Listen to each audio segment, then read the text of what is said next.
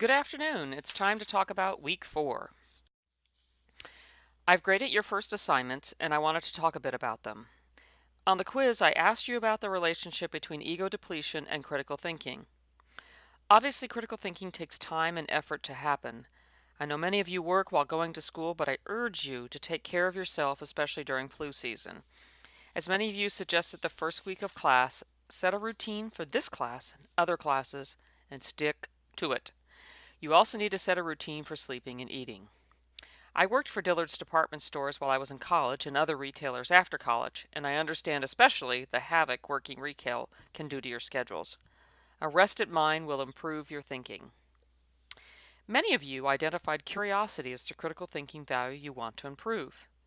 Think about how sometimes the world discourages people from being curious. You've heard the saying, curiosity killed the cat. I also noticed some confusion over the word autonomy. It's defined in Wikipedia as the capacity of a rational individual to make an informed, uncoerced decision. Our textbook says that different opinions and viewpoints are the raw materials of autonomy. You seek out different ideas to form your own opinions. As you work on journal and discussion posts, as well as writing in other classes, I want you to keep in mind the advice offered at the end of Chapter 3. First, decide your focus before you start writing, and second, let your reader know your conclusion. Don't make them search for it. I enjoyed reading your journal posts. The main purpose for them is for you to explore a topic in more depth than the discussions or quizzes allow. A secondary reason is that they help me get to know you better since I don't have the opportunity of talking to you multiple times each week. This week, you'll learn how to spot the reasons that the author uses to support their conclusion. So you're looking for the author's stated reasons.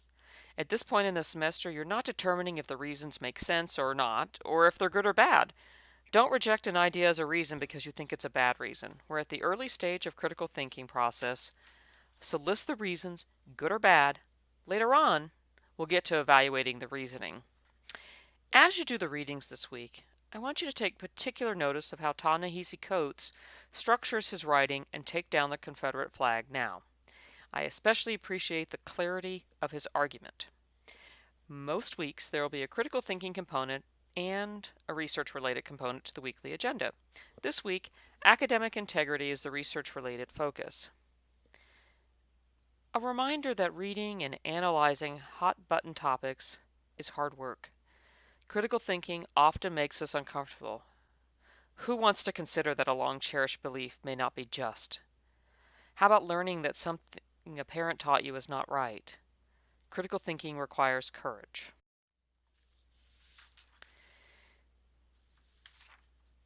Quiz number 3 and your second journal post are due on Monday, February 5th. Once again, I'll manually grade the short answer questions, so your grade will not be accurate when you finish the quiz. For the journal weeks, I will post the questions earlier than the weekly agenda. Since the journal form is always open, you can work ahead a little bit if you have an unexpected pocket of time. Assignment number 1 is also due. This assignment covers content from weeks 2 and 3 of the class. I post this type of assignment at least 2 weeks in advance to give you all as much time as possible. Have a good week.